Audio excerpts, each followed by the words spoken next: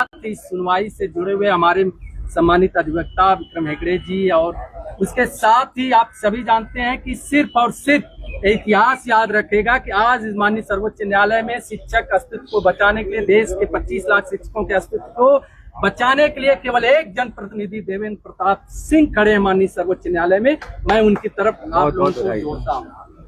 आप माननीय एडवोकेट साहब हैं विक्रम हेगड़े जी, आपको बताएंगे कि आज माननीय सर्वोच्च न्यायालय के कोर्ट नंबर 8 में देश के 25 लाख टेट प्रभावित शिक्षक साथियों के भाग्य के फैसले का जो दिन था उसमें क्या हुआ वो आपको बता रहे हैं हमारे विक्रम हेगड़े जी। आज जो है 2 बजे आज कोर्ट में जो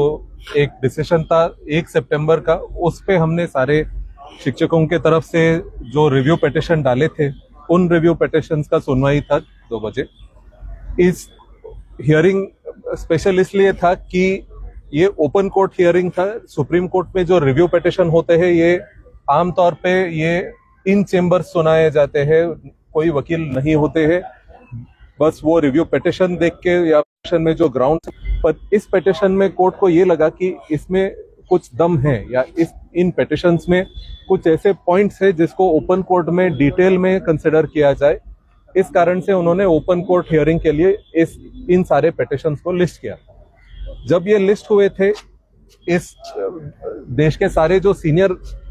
एडवोकेट्स हैं वो शिक्षकों की तरफ से पेश हुए थे। स्टेट ऑफ यूपी ने भी एक रिव्यू पिटिशन दाखिल किया था, उनके तरफ से additional solicitor general Vikramjit Banerjee थे और अभिषेक मनु सिंघवी जी थे, अमित कुमार सिंह एंड अदर्स नाम के पिटिशन से, और मुकुल रोहटगी जी, सलमान खुर्शीद साहब और बाकी ऐसे ही सीनियर एडवोकेट्स बहुत सारे शिक्षकों के तरफ से पेश हुए थे और आर्ग्यूमेंट्स उनके एड्रेस किए थे। इन आर्ग्यूमेंट्स में ये था कि जो सेक्शन 23 आरटीई एक्ट है, इसका जो इंटरप्रिटेशन है, इसका जो अर्थ दिया गया है सितंबर 1 तारीख का जजमेंट में, उसमें ऐसे समझा गया है कि जो प्रोवाइजो है सेक्शन 23 में, उसमें ये बताया गया है कि 2017 में जो अमेंडमेंट आया उसमें ये कहते हैं कि 2015 तक जो भी टीचर्स है उनको 4 साल में टेट क्वालिफिकेशन लेना चाहिए, चाहे वो पहले ही नियुक्त हुए हो या जब भी नियुक्त हो। पर इसका जो सीनियर एडवोकेट्स है उन्होंने ये एक्सप्लेनेशन दिया है, ये ऐसे उन्होंने दोहराया है कि 2010 तक जो नियुक्त हुए हैं उन पे कोई टेट का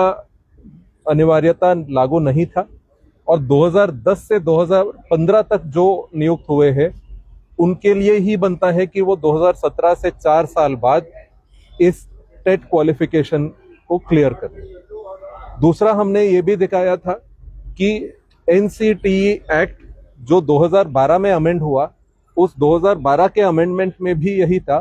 कि जो मिनिमम क्वालिफिकेशन एनसीटीई के द्वारा दिया जा रहा है वो 2012 में जो नियुक्त होते हैं और 2012 के बाद जो नियुक्त होते हैं उन्हीं पे लागू है और ना कि 2012 से पहले नियुक्त होने वालों पे लागू। और अगर फिर भी करना ही हो तो बस उन्हीं पे किया जा सकता है। ये सिंघवी साहब ने ये पॉइंट रखा कि अगर करना ही हो कि 2012 का जो अमेंडमेंट आता है और 2017 का जो अमेंडमेंट आता है इसको लागू करना ही हो तो बस उन्हीं पे किया जा सकता है। जो 2010 और 2012 के बीच में जो नियुक्त होते हैं या 2010 से 2017 तक जो नियुक्त होते हैं उन्हीं पे किया जा सकता है। ये सारे अंशों को कोर्ट ने नोट कर लिया है, उन्होंने उनके परिगणना में ले लिया है और इन सबको वो कंसिडर करके सोच समझ के जजमेंट देंगे। अभी जजमेंट रिजर्व किया गया है, जब वो जजमेंट आएगा तो हमें पता चलेगा कि क्या क्या हो सकता है। और इस बीच में कुछ ऐसे भी पॉइंट्स आए हैं वेस्ट बंगाल के तरफ से और कुछ और स्टेट्स के तरफ से कि जो 2 साल का जो टाइम दिया हुआ है वो टेट परीक्षा कंडक्ट करने के लिए उनको थोड़ा और टाइम चाहिए, तो उन्होंने मांगा है कि 2 साल से ये टाइम को 4 साल में एक्सटेंड किया जाए। ये कुछ स्टेट्स के तरफ से आए हैं, इस पॉइंट को भी कोर्ट ने कंसिडर कर लिया। अब हम आपके बीच